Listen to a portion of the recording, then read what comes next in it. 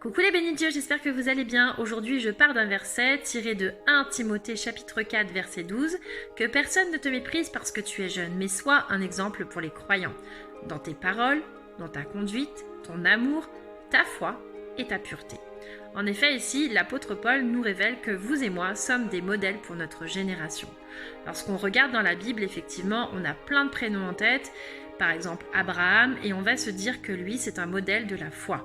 Eh bien, vous et moi, quel modèle pouvons-nous être aujourd'hui pour ceux qui nous entourent? C'est une très bonne question, n'est-ce pas?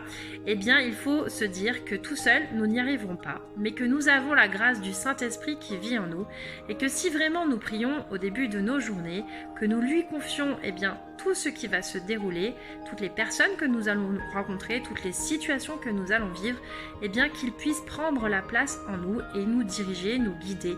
Il peut guider nos mots, il peut guider notre façon de vivre et notre façon de faire. C'est un peu comme lorsque nous sommes parents, eh bien, lorsque notre enfant est à nos côtés, eh bien, on va faire attention à ce que l'on va dire, à ce que l'on va faire, parce qu'on veut être un bon modèle pour lui.